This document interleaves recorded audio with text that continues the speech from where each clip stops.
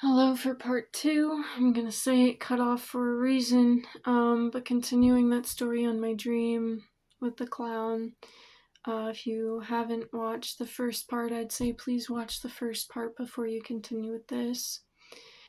So now he's moved from this doorway to the doorway next to my mother's cot, and as I said, the only thing she had other than her person, obviously the clothes on her body, were the blankets, the pillows, and this backpack full of her writing equipment, her computer, her pencils, pens, and notebooks. So he moves from this doorway to this doorway, and as I said, he got bigger. That was why he was able to move. Not as big as he was before, but he grew some. And I would keep shrinking him, but he would keep coming back up. And there were things that he turned into that I don't even remember right now. But the one chapter I kept having to reread in Alice in Wonderland when I was trying to videotape it, or not videotape it, but voice record my reading of it for YouTube, was the chapter with the pig, the boy that was a baby, where the Duchess and the cook were just abusing it and each other, and then she just chucks this baby at Alice, and Alice is like, it would be murder to leave it here. And so she's planning on bringing it back home with her, but then midway through walking with it, it's slowly turning, well, almost very quickly turning into this pig. Um, and the one creature, other than possibly a snake, that I remembered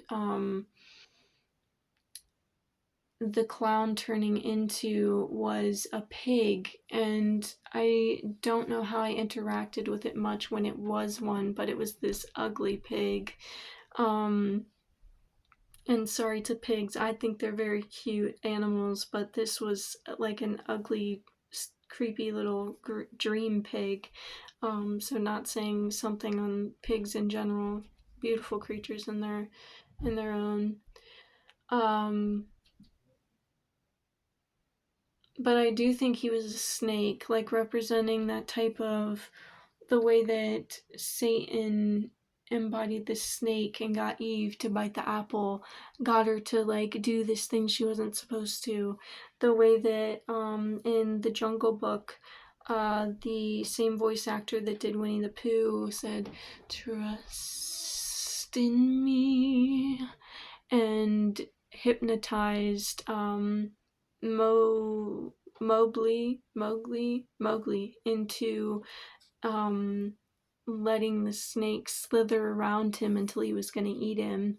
Of course, Bagheera and the bear did not allow this to happen. They saved him before that happened, but um, the snake did indeed hypnotize him and get him wrapped in his coils. So this sense of this snake controlling and hypnotizing people, right, that gets brought into it's in my subconscious. So in this way, the clown, he crawled back on all fours into the dark side of this hallway, back out into the dark corridor, and he kind of like slithered his snake head out a little bit. And in this, I was starting to be hypnotized. Like, I looked down at my mom's backpack and I just saw it like magically unzipping, like no hands, no nothing, like it was just unzipping, and like this just like hypnotized me or mystified me so much that I was just staring at it like, whoa. Like, not like whoa, like oh no, but just like whoa.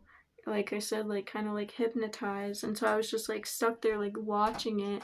But then like that same energy, like the more I watched it just happen and let it unfold, the more he was kind of like creeping into my mind. And so by the time that he had magically unzipped the computer pocket, because you know backpacks will have that extra padded pocket for computers to slip into so that they have that protection for the electronic.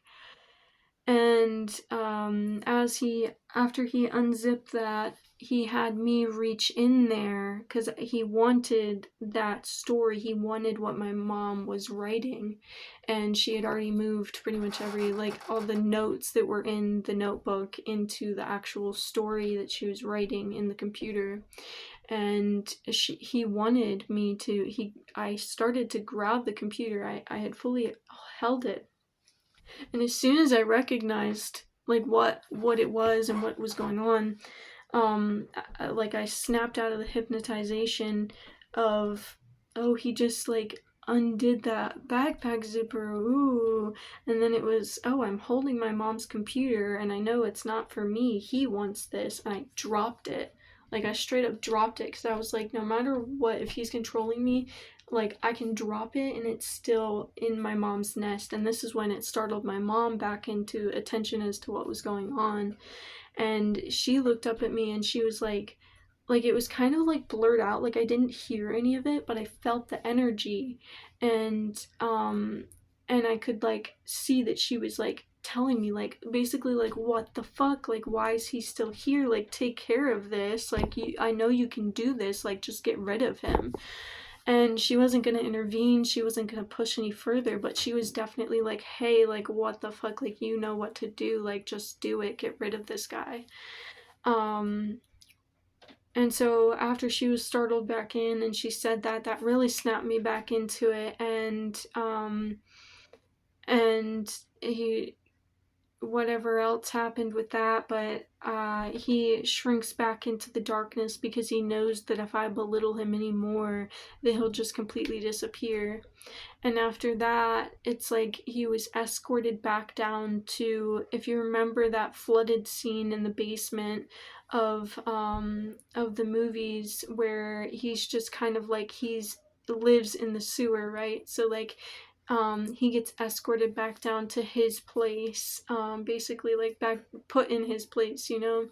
And at this point, the whole time, my brother was embodying this form of like his younger self, like what I remember him being when he was a little boy. And he was a little boy sitting on the bed.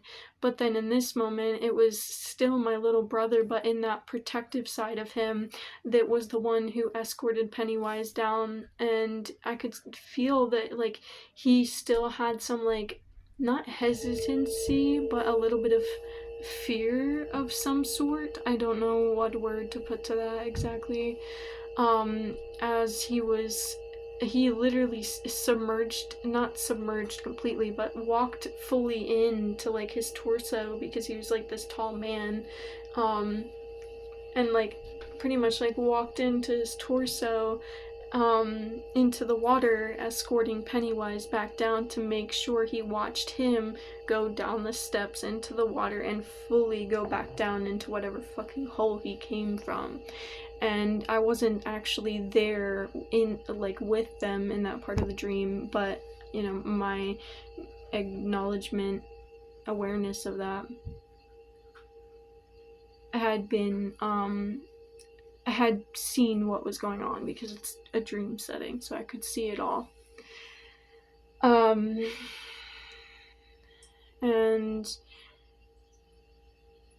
yeah, I think that was pretty much where we had left off.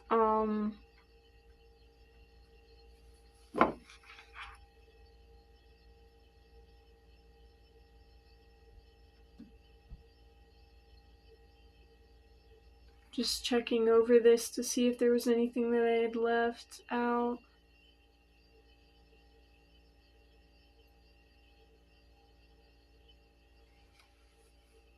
And of course, my mom and my brother, even in the two ways.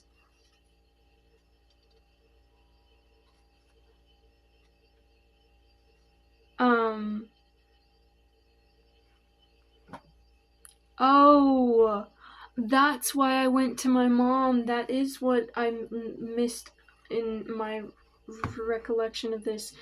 During the beginning of the dream, I had the very strong recognition that Pennywise was the demon in my dreams, the embodiment of my fear, and that every time I belittled him outside his presence, out of fear, it had made him angry, and thus his coming for me now, and my going to my mom, but all confidence, courage came when I met face to face with this clown. So what it was I got out of the bathroom, right, and I wasn't looking at him, and it was belittling to him. It made him even more angry, but that was also out of fear, out of not wanting to face him in the darkness.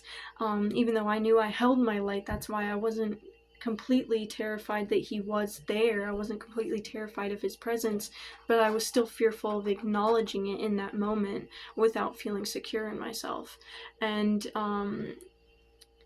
what I was going to say before I started reading that was that my mom and my brother, in both of the aspects of him and what my mom was and what that room was, is all a reflection and embodiment of me outside of myself in this dream. And so it's all these aspects of me that that held me, that just created that comfort space.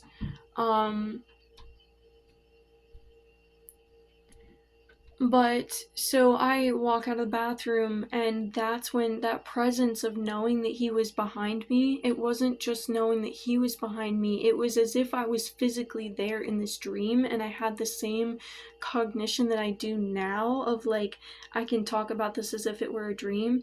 In that dream, I was thinking about the dreams that I've been having of this demon entity that came up in the one dream that I recalled, and I saw like the eyes in the portrait that I was looking at of like, or the family friends picture that my uncle and aunt have up in the room, and like all the creepy shit that happened after that, the higher vibration that came from acknowledging and facing that in this video. Oh my god, the flow that the flame just did was like, wow, okay. It didn't seem like a flicker, it seemed like a flow. But yes, so within this dream, I was thinking about this demon entity that's come up in my dreams recently, and I was like, this is Pennywise, this is the embodiment of my fear, this is the demon following behind me right now, but it's Pennywise, you know? So as we went into the dream, it was still that, but when I got to my mom, that's what I was explaining, and that's why I was going to her to be like, you know, like, it's finally here kind of thing, like, it's like, this is how it's showing up, this is the big, like, boss battle or something, like, this is me facing it. And yes, just like it did in the dream when I acknowledged its presence at the outside of my dad's house, and it got so mad that it came banging up on the porch when I locked it out. It couldn't do anything to me because I didn't allow it to affect me then, and I didn't allow it to affect me in this dream. But it was so mad that it was just trying to be so big behind me and so muscular as it could be, and it was still like, you know, like, you're behind me, you're not gonna do shit, like, you know, you can't affect me. But yeah, so that's pretty much that. It was a huge facing my fear, but to bring it to the ancestral thing later today, after I had written this down and I did the love reading and kind of like got through into my day some more, I had been listening to this reading or this channeling really with her, more than just tarot readings. She uses cards, but it's really all just a channeling. Same with creations and things, it's all channeling energies and entities and such, frequencies, whatever. Yeah, so much.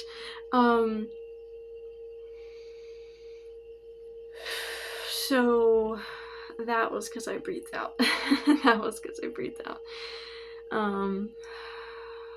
So that was also because I breathed out. With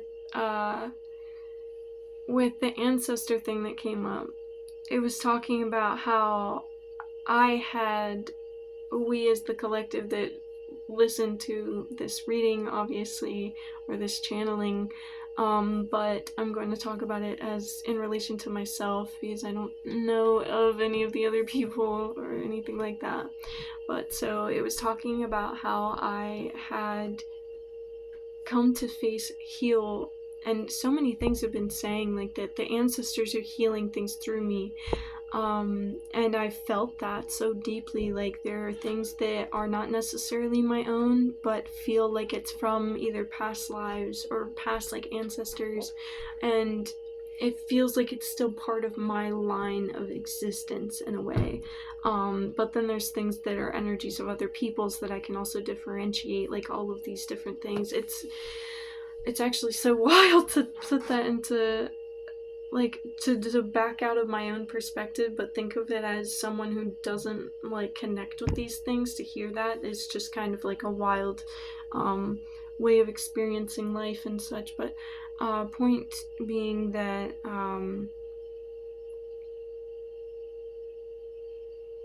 yes, what was the point that was being shared? The ancestors. So with this, with my mom being there and being just so like gaping and awestruck at the fact that I was immediately taking on face to face this fear, embodiment of fear, and these demons and this evil or negative entity, and being able to immediately belittle it and show it who's boss and not let it affect me in any way. Like, it didn't affect me in any way throughout that whole dream, except for the recognitions that I had, and then of course like it affected me in the way of hypnotizing me into picking up my mom's computer for it. But I digress. That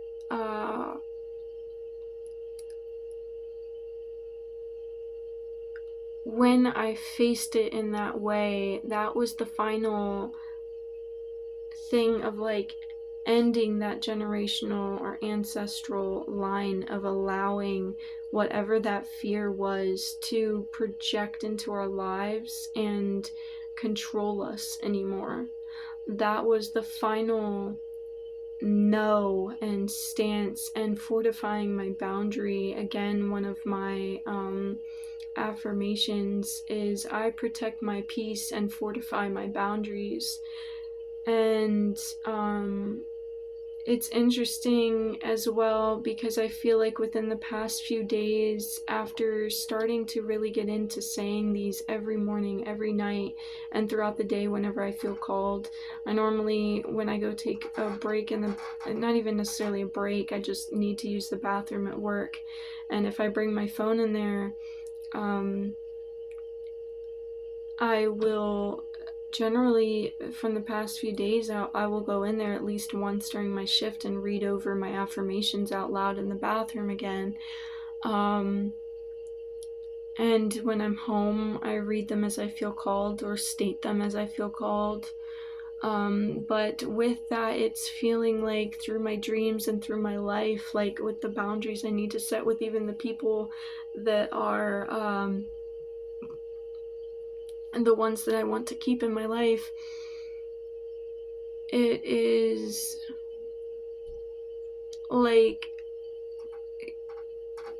spirit is giving me the opportunity. My highest self is saying, like, giving me these tests, but I don't want to say tests. It's more like opportunities to put into practice these things that I am moving into, the gate that I stepped into.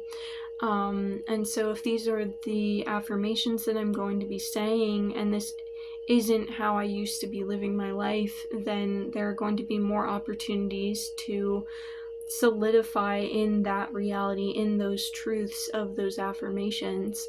And so within this dream, it definitely brought up a lot of those, like fortifying my boundaries, etc.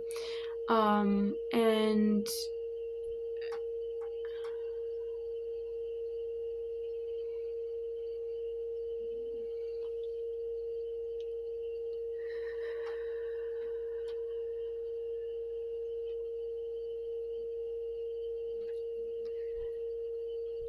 so, yeah. With the ancestral thing, I feel like I finally cut off something that has been allowed through generations in my family, whether ancestrally through the spirits, or ancestrally through my generations, spirits obviously as well, of souls in this physical lifetime, but I'm sensing it's like more than just this lifetime. It's whatever lifetimes I have been in, and the timelines that I've been in through the space and time continuum of all of this. And so whether it was physically my mom in this reality, like what's coming up with that is because what had been brought up as an example in the video that I had watched today when she was talking about this was that it was things that they put up with in relationships or blah blah blah blah blah. And I thought of how she had kept going back to my dad in this abusive relationship. My stepmom did it, I did it, and honestly my dad has still been doing it with his mom as well. And